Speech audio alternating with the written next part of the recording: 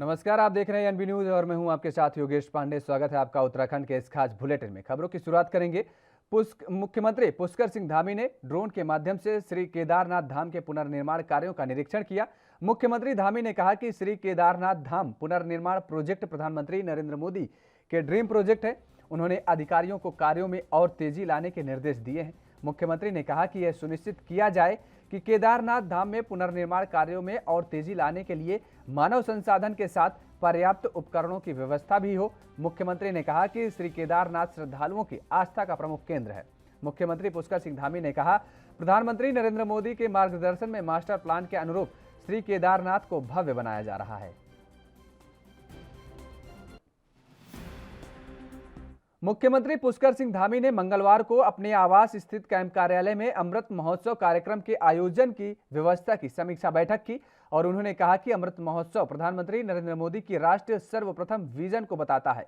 केंद्र सरकार के दिशा निर्देशों के मुताबिक राज्य में होने वाले कार्यक्रमों को स्पष्ट रूपरेखा तय करने के निर्देश उन्होंने दिए और इसके साथ ही कहा कि आजादी के अमृत महोत्सव का संदेश आमजन तक पहुंचाने का प्रभावी व्यवस्था होनी चाहिए। उत्तराखंड के मुख्यमंत्री पुष्कर सिंह धामी ने कहा कि राज्य में देश की स्वतंत्रता के 75वीं वर्षगांठ के अवसर पर अमृत महोत्सव कार्यक्रम की गरिमा और भव्यता के साथ आयोजन किया जाएगा। इन कार्यक्रमों की अवधि 2023 तक बढ़ाई गई है। इस आयोजन के लिए राज्य से ऐतिहासिक महत्व के 2 स्थलों में अल्मोड़ा और देहरादून को चयन किया गया है। उन्होंने सभी जिलाधिकारियों और विभागाध्यक्षों को कार्यक्रमों के संबंध में स्पष्ट दिशा निर्देश जारी करने की हिदायत भी दी है। विभागों से आपसी तालमेल समन्वय से कार्यक्रम के आयोजन की अपेक्षा की है। मुख्यमंत्री ने कहा कि स्वतंत्रता संग्राम सेनानियों का सम्मान हमारे लिए सर्वोपरि है। ये कार्यक्रम आजादी के लिए हमारे पूर्वजों के बलिदान से भावी पीढ़ी को परिचित कराने में मददगार होंगे और इसमें विभिन्न संस्थानों, संगठनों, स्वयंसेवी संस्थाओं, एनसीसी व एनएसएस की भागीदारी सुनिश्चित करने को भी कहा गया है।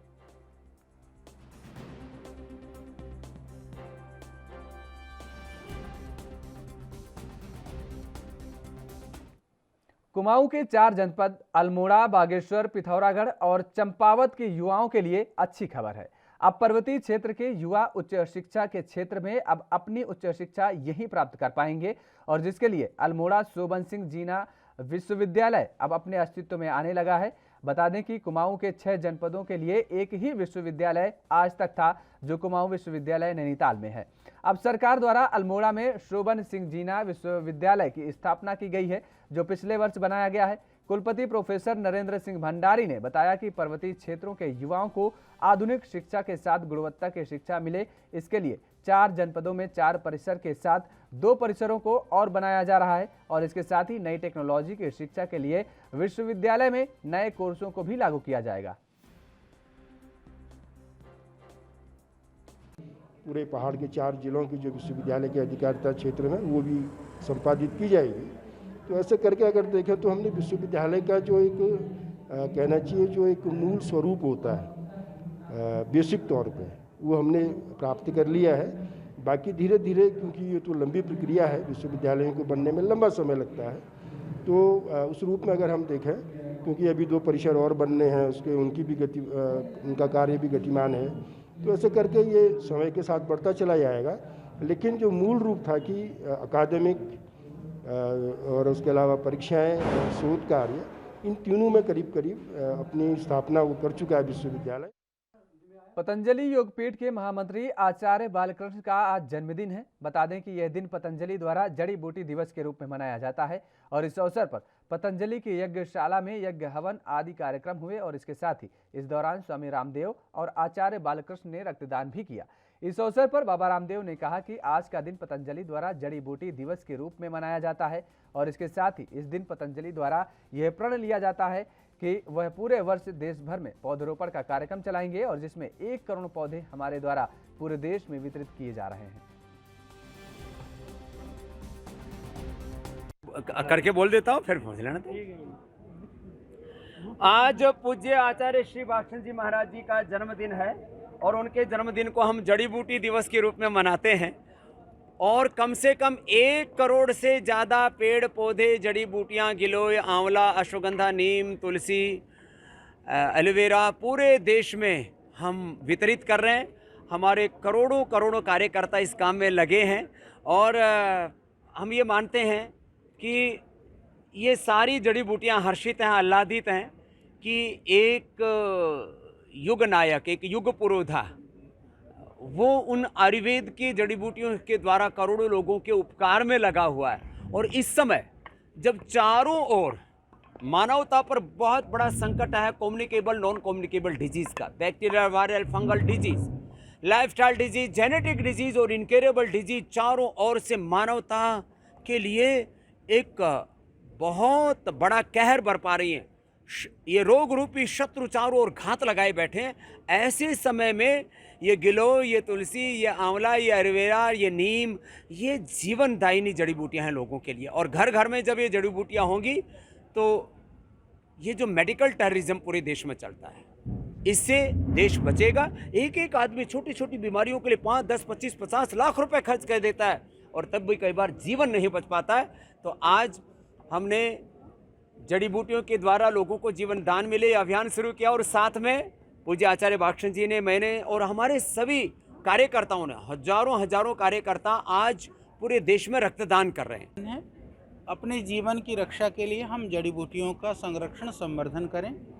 और अभी वर्षा का मौसम है तो पूरे देश के सभी नागरिकों से, सभी भाई बहनों से हम आग्रह करते हैं कि प्रयास से जड़ी बूटियाँ लगाइए, प्रयास से योग अभ्यास प्राणायाम करिए, तो प्रयास से बीमारियां दूर भागेंगे। यदि आप जड़ी बूटियों के पास नहीं जाएंगे, योग का आश्रय नहीं लेंगे, तो फिर बीमारियों का आश्रय आप बनेंगे। तो बीमारियों के आश्रय बनने से बचने के लिए जड़ी बूटियों का आश्रय हम सब प्राप्त करें, इसके लिए आप सबके से आह्वान भी और आप सबके लिए शुभकामनाएं। चलो। बुधवार को केदारनाथ तीर्थ पुरोहित समाज के लोगों ने केदारनाथ मंदिर परिसर में देवस्थानम बोर्ड के खिलाफ रैली निकालकर प्रदर्शन किया। तीर्थ पुरोहितों ने कहा कि 2 सालों से बोर्ड को भंग करने को लेकर तीर्थ पुरोहितों की ओर से आंदोलन किया जा रहा है, लेकिन सरकार ने अभी तक बोर्ड को लेकर कोई निर्णय नहीं लिया है। सरकार बोर्ड को भंग करने के बजाय बोर्ड का विस्तार कर रही है और इस बोर्ड का गठन होने से तीर्थ पुरोहितों के अलावा व्यापारियों के हकूक भी प्रभावित हो रहे हैं। उन्होंने कहा कि जब तक बोर्ड को भंग नहीं किया जाएगा तब तक आंदोलन जारी रहेगा। केदारनाथ तीर्थ पुरोहित समाज के अध्यक्ष विनोद शुक्ला ने कहा है कि सरकार तीर्थ पुरोहितों की मांग को अनसुना कर रही है। 2 सालों से बोर्ड के विरोध में आंदोलन किया जा रहा है, लेकिन सरकार सुध नहीं ले रही है। उन्होंने कहा कि इसी सप्ताह से अब केदारनाथ धाम में बोर्ड के विरोध में तीर्थ पुरोहितों द्वारा आमरण अनशन शुरू किया जाएगा।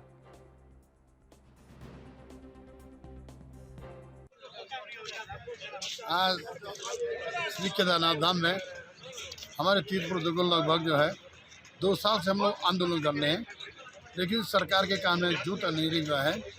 और हमारे कुछ नवयुवक साथियों तीर्थ पुरोहितों ने ये आग्रह कर दिया है कि हम आने वाले कुछ दिन बाद जो है आमरण अनशन पर जो है श्री केदारनाथ धाम में बैठ जाएंगे। और अभी भी धामी सरकार को जो है इस देवस्थानम बोर्ड को तत्काल भंग करना पड़ेगा। 2022 के विधानसभा चुनाव को लेकर उत्तराखंड के सियासत गर्मा गई है। कांग्रेस केंद्र और प्रदेश सरकार की नीतियों के खिलाफ जोरदार प्रदर्शन कर रही है, तो वहीं कांग्रेस के बड़े नेताओं द्वारा बैठकों का दौर भी अब जारी हो गया है। रुड़की में 2022 विधानसभा चुनाव को लेकर कांग्रेस कार्यकर्ताओं ने आज बैठक की। रुड़की विधानसभा 31 के वरिष्ठ नेता सचिन गुप्ता ने रुड़की के सभी वरिष्ठ कांग्रेसी कार्यकर्ताओं को एकजुट किया और 2022 विधानसभा चुनाव की रणनीति बनाई।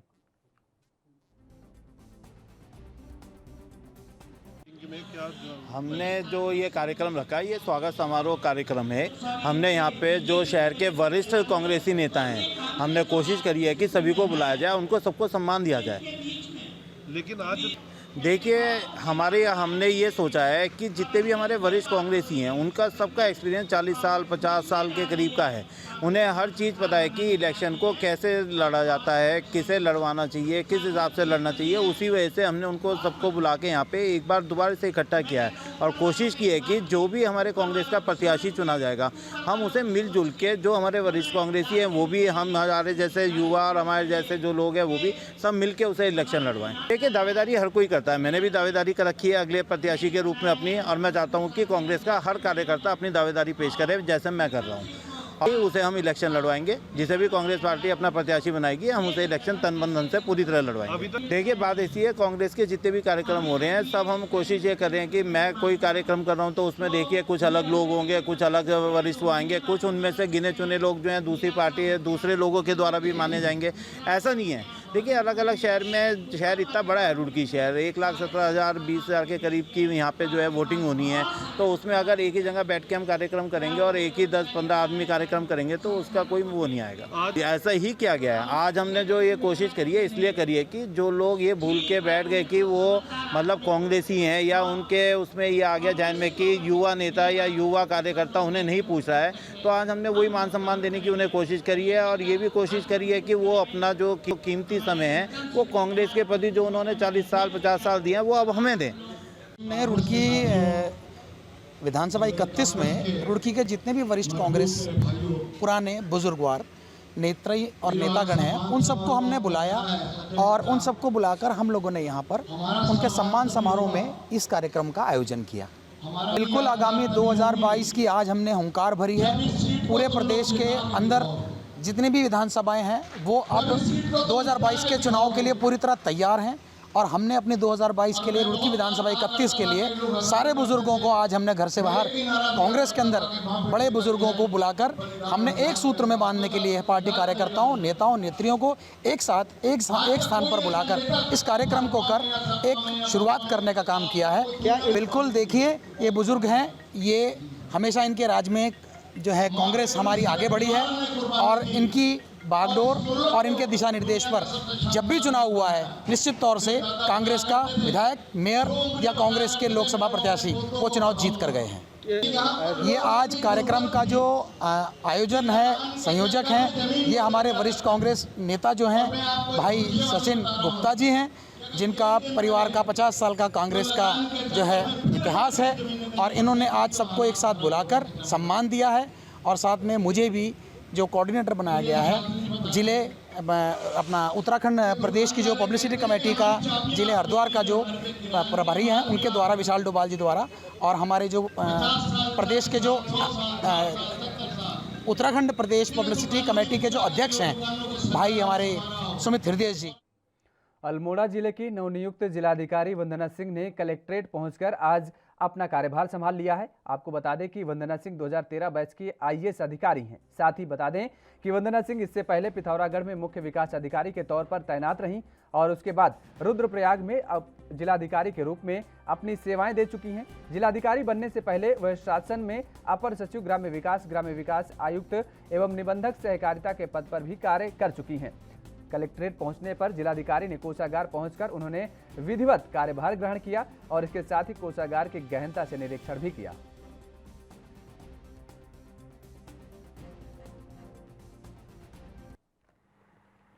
जनपद अल्मोड़ा की समस्याओं को समझने के बाद यहाँ जो जन शिकायतें हैं उसका निराकरण करने का प्रयास किया जाएगा। कोशिश ये रहेगी कि सभी जो मुद्दे आते हैं जनप्रतिनिधियों के, सामान्य जनता के, उनका निस्तारण समय से हो और गुणवत्तापूर्ण निस्तारण हो। तो क्या जनपद की संभावनाओं को एक बार देखने के बाद यहाँ किस किस क्षेत्र में क्या क्या काम हो सकता है उसके बाद समय समय पर ब्रीफ भी करते रहेंगे। समय जितने भी संभावनाएं हैं उन सब पर विचार किया जाएगा। कार्यभार संभाला है अल्मोड़ा जिले में। आपको बता दें कि 2013 बैच के आईएएस अधिकारी हैं वंदना सिंह, जिन्होंने आज जाकर के अपना कार्यभार संभाल लिया है। तो अल्मोड़ा जिले के डीएम बनी हैं वंदना सिंह, जिन्होंने आज अपना कार्यभार जाकर के संभाला है। 2013 बैच की आईएएस अधिकारी हैं वंदना सिंह।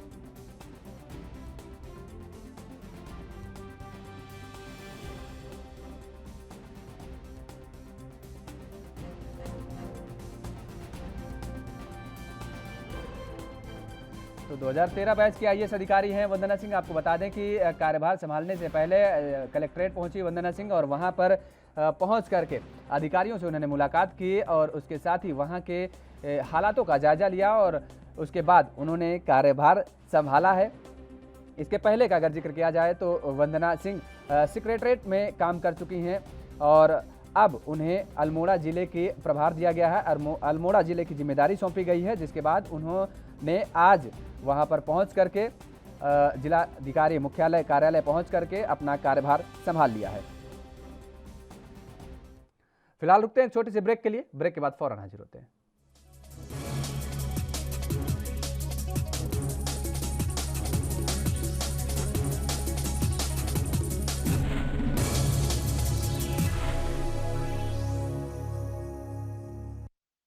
बाजपुर में आशा वर्कर्स का तीसरे दिन भी अपनी मांगों को लेकर हंगामा देखने को मिला। उन्होंने अपनी 12 सूत्रीय मांगों को लेकर सामुदायिक स्वास्थ्य केंद्र में अनिश्चितकालीन कार्य बहिष्कार किया। इस दौरान आशा वर्कर्स ने धरना प्रदर्शन करते हुए प्रदेश सरकार के खिलाफ जमकर नारेबाजी करते हुए हंगामा काटा।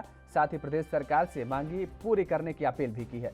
बता दें कि उत्तराखंड आशा हेल्थ वर्कर्स यूनियन के नेतृत्व में प्रदेश भर की आशा वर्कर्स अपनी 12 सूत्रीय मांगों को लेकर लंबे समय से प्रदेश सरकार से मांग कर रही हैं और जिसके चलते बाजपुर के सामुदायिक स्वास्थ्य केंद्र में आशा वर्कर्स बीते 3 दिनों से अपनी मांगों को लेकर धरना प्रदर्शन करते हुए कार्य बहिष्कार जारी है और वर्कर्स की मांग है कि उन्हें सरकारी वर्कर्स का दर्जा दिया जाए और इसके साथ ही न्यूनतम वेतन 21,000 रुपए किया जाए। आशा वर्कर्स को सेवानिवृत्ति होने पर पेंशन जैसी कई मांगों को लेकर के ये हंगामा किया गया। आज तो आशा वर्कर्स को लेकर के आज ये लगातार हंगामा चल रहा है। मांगों को लेकर के आशा वर्कर्स अड़ी हुई हैं। आशा वर्कर्स के अनिश्चितकालीन कार्य बहिष्कार लगातार चल रहा है और अपनी मांगों को लेकर के ये लगातार आंदोलनरत हैं। इनकी मांग लगातार ये है कि सरकार इनके आज तक जो है सुबह तक जो न्यूज़ हमारी आई है, कल हमारी एक C2 से संबंधित प्रांतीय अध्यक्ष शिवा दुबे जो है मुख्यमंत्री जी से मिली, लेकिन उन्होंने मुख्यमंत्री जी ने यही कहा है कि चर्चा चल रही है। जब तक चर्चा चलेगी तब तक जो है हम लोग भी हड़ताल पर रहेंगे। हड़ताल हम लोग नहीं तोड़ेंगे, कोई कुछ भी कर ले, लेकिन जब तक हमारी मांगे पूरी नहीं होंगी हम लोग जो है अपना ना तो ये हड़ताल तोड़ने वालों में से नहीं है। तो ये देख रहे हैं ना कि सभी के लिए मुख्यमंत्री जी के पास समय है, पैसा है देने के लिए, लेकिन आशाओं के लिए जो 24 घंटे काम कर रही हैं उनके लिए ना तो उनके पास समय है मिलने के लिए और ना ही पैसा है उनको देने के लिए। तो हम लोग भी इस बार बिल्कुल पूरे उत्तराखंड ने ये सोच रखा है कि जब तक काम के बदले पैसा नहीं मिलेगा तब तक जो है हम लोग भी क्षेत्रों में ना तो हम काम करेंगे और हर काम का हम लोग बहिष्कार करेंगे, चाहे उसके लिए हमें लड़ना ही क्यों ना पड़े। पब्लिक से भी लड़ना पड़े तो हम लड़ेंगे, कोई भी आ जाए हमारे सामने। अब लड़ाई जो है हमारी आर पार की है, चाहे हमें एक दिन नहीं 2। खानपुर थाना क्षेत्र के तुगलपुर गांव से एक व्यक्ति जय भगवान 13 जुलाई 2021 को घर से लापता हो गया था, जिसकी गुमशुदगी थाना खानपुर में दर्ज कराई गई थी। खानपुर थाना इंचार्ज अभिनव शर्मा की अध्यक्षता में एक पुलिस टीम गठित की गई। पुलिस टीम मामले की तहकीकात में जानने जुट गई और जिसके बाद पुलिस के हाथ कुछ अहम सुराग लगे और मामला हत्या में तब्दील नजर आने लगा। पुलिस हत्यारों की तलाश में जुट गई और खानपुर पुलिस ने मिले अहम सुरागों के आधार पर मृतक की पत्नी को गिरफ्तार कर लिया। लक्सर पुलिस क्षेत्राधिकारी BS चौहान ने बताया कि मृतक की पत्नी ने अपने पति की हत्या की है और शव को अपने भाई मोनूगिरी और अपने पुत्र आलोक की मदद से बाढ़ गंगा नदी में फेंक दिया, जिसकी तलाश की जा रही है। मामले में हत्या आरोपी पत्नी को गिरफ्तार कर लिया गया है। आरोपी महिला का भाई और बेटे की गिरफ्तारी शेष है, उनको भी जल्द ही गिरफ्तार कर लिया जाएगा।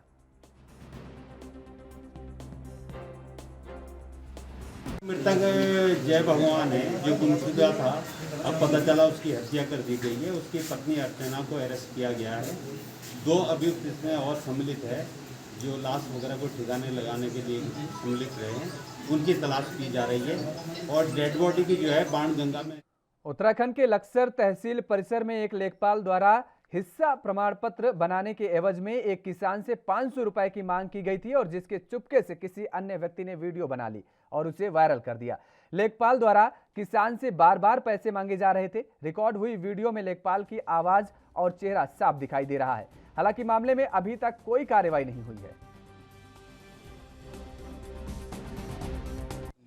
वीडियो वायरल की गई थी जिसमें आप 500 रुपये की रिश्वत मांग रहा है इससे प्रमाण पत्र पर हस्ताक्षर करने के एवज में, अपनी रिपोर्ट लगाने के एवज में। उसी के संबंध में मैंने उच्च अधिकारी से शिकायत की, जिसमें DM साहब को एक प्रार्थना पत्र दिया हुआ है, SDM साहब को दिया हुआ है, SSP हरिद्वार को दिया हुआ है, राज्य सत्ता विभाग देहरादून में दिया हुआ है, सभी उच्च अधिकारियों को इसके संबंध में अवगत कराया गया शिकायती प्रार्थना पत्र के द्वारा, लेकिन अभी तक कोई कार्रवाई इस संबंध में नहीं की गई। मेरे द्वारा तहसीलदार जी से पता किया गया कि आपके द्वारा क्या कार्रवाई की, उन्होंने कहा कि अभी तो इसमें समय लगेगा और अभी मेरे पास समय नहीं है। और तो मेरे द्वारा पूछा गया कि 15 दिन का समय था, 15 दिन का समय पूरा हो गया, तो उन्होंने कहा सरकारी काम है, इसमें सही समय लगता है और अभी मेरे पास। खबर हरिद्वार से है, जहां पिछले काफी समय से अवैध कब्जों को लेकर चर्चाएं होती चली आ रही हैं। वहीं भगवानपुर के चिड़ियाल गांव में तहसील प्रशासन की टीम जांच करने के लिए पहुंची और जिस भूमि पर कब्जे की शिकायत की गई थी उसकी पैमाइश की और अपनी रिपोर्ट बनाई। दरअसल भगवानपुर के चिड़ियाला गांव में कब्रिस्तान की भूमि पर कुछ ने अवैध कब्जा किया हुआ था, जिसकी शिकायत ग्रामीणों ने भगवानपुर एसडीएम से की और उसी क्रम में जांच करने के लिए हल्का लेखपाल और कानूनगो गांव में पहुंचे और विवादित जमीन की नापतौल के शिकायतकर्ताओं ने बताया कि अवैध कब्जा धारकों ने कब्रिस्तान की भूमि पर कब्जा किया हुआ है। कब्रिस्तान के लगभग 3 बीघा जमीन है, लेकिन मौके पर 1 बीघे से भी कम जमीन पर कब्रिस्तान है।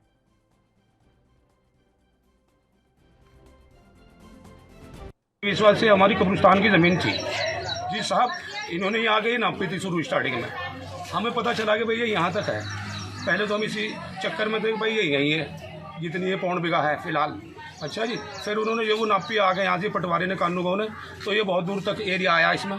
अच्छा जी, उसके बाद फिर ये हमारी फिर हमने इसकी छान बिखान करी जी।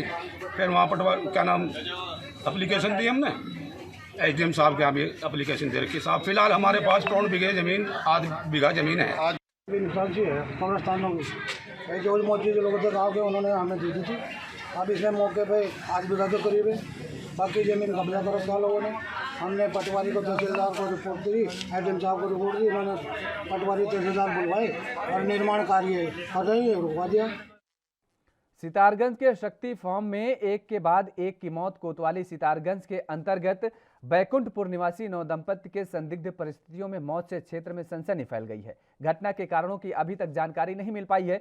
बता दें कि युवक विप्लव के गोविंद नगर स्थित किराए के मकान में जहर खाने से मौत हो गई थी। पति की मौत के बाद दीपा विश्वास कल से ही गायब बताई जा रही थी। वहीं पत्नी ने मंगलवार देर शाम टैगोर नगर गांव में स्थित तालाब के किनारे खड़े आम के पेड़ में फंदे पर लटक कर जान दे दी। जानकारी के मुताबिक ग्रामीण अपने खेत में काम करने गए थे, वहीं युवती की लटका शव देखकर हक्का बक्का रह गए। ग्रामीणों ने पुलिस प्रशासन को घटना की जानकारी दी। पुलिस को सूचना मिलने के बाद तहसीलदार और कोतवाल मौके पर पहुंचे। उधर पुलिस ने शव को कब्जे में लेकर पोस्टमार्टम के लिए भेज दिया है और मौत के कारणों का पता लगाया जा रहा है। अधिकारी महोदय सितारगंज द्वारा दौलत पर सूचना दी गई है कि एक जो दीपा मंडल है उस लड़की ने जो है फांसी लगा ली है टैगोर नगर शक्ति नगर में। तो उनके उसमें जो है मैं यहाँ पे पहुँचा और देखा कि लड़की की जो बॉडी है वो पेट से लटकी हुई मिली है और जिसका पंचनामा भर के जो है पीएम के लिए भिजवाया जा रहा है। हाँ, संज्ञान में आया है कि एक दिन पहले उनके द्वारा भी जो है स्नान करके शायद मृत्यु उनकी हो चुकी है। हमसे बाहर गया हुआ था तो सुबह लगभग 6 बजे मेरे पास में नरेश दास जी का फ़ोन आया कि मेरे खेत में तालाब के किनारे आम के पेड़ पे कोई लेडीज़ फांसी लगा के मर गई। मैं अपने खेत में काम करने गया था तो मैंने उनसे जानकारी ली। मैं भैया कहाँ की है, कौन है, आपने पहचाना कि नहीं पहचाना? तो बोले नहीं भैया हम डर के मारे वहाँ पर पास में भी नहीं गए हैं। क्या होगा? तो हमने होगा क्या, पुलिस आएगी, पुलिस वालों को फ़ोन करते हैं हम। तो हमने जो हमारे यादव जी थे उनको फ़ोन किया, संजीत यादव को, दरोगा जी को, तो वो छुट्टी पे थे। तो उन्होंने बताया प्रधान जी मैं तो छुट्टी पे हूँ, आप चौकी में कांटेक्ट कीजिए। तो मैंने चौकी में कांटेक्ट किया तो वो भी छुट्टी पे थे दूसरे। फिर उन्होंने नंबर दिया तीसरा, तो फिर मेरी उनसे बात हुई तो मैंने कहा भैया मेरे गांव में ऐसे प्रकार से ऐसी जगह, उनको पूरा बताया, सिचुएशन बताई कि वहाँ पर ऐसा हो गया, आप जाकर देखें थोड़ा सा। तो मेरे घर तक आने तक से पहले पुलिस स्टाफ आ चुका था और मैं अपना सामान घर में रखते ही तुरंत आया यहाँ पर। देखा कि पुलिस स्टाफ पूरा आके आने के बाद में पूरी सब मौका मुआयना करने के बाद डेड बॉडी उतारी गई है, उसकी पैकिंग प्रक्रिया चल रही है। शिनाख्त हो पाई बॉडी की कौन है? हाँ, ये परिवार तो है इसका बैकुंठपुर का, दोनों लड़का लड़की दोनों। इसके पति ने कल सुसाइड कर लिया था, सुनने में आया था मेरे, और इसने आज, और ये रेंट पर रह रहे थे सुरेंद्र नगर में। किन कारणों की वजह से? अब ये इनका व्यक्तिगत कारण, कोई पारिवारिक कारण हो सकता है, हम लोग क्या कह सकते हैं इसको। हमारे गांव का भी मसला नहीं है, हमारे पड़ोस का भी नहीं, कोई गांव का पड़ोस का होता है तो उसमें थोड़ी बहुत जानकारी रहती है। कितनी उम्र रही होगी? ये दोनों नई उम्र के ही हैं, अभी शादी इन्होंने थोड़े दिन पहले की है। और ये सुनने में आया कि ये जो लड़की जिसने सुसाइड किया है ये तो शायद बीएससी कोर्स कर रही थी, तो इनके आपसी कुछ मतभेद रहे होंगे जिस कारण कि इन्होंने ऐसा। उत्तराखंड के इस खास बुलेटिन में फिलहाल मेरे साथ इतना ही। बाकी खबरों के लिए आप देखते रहिए ANB न्यूज़।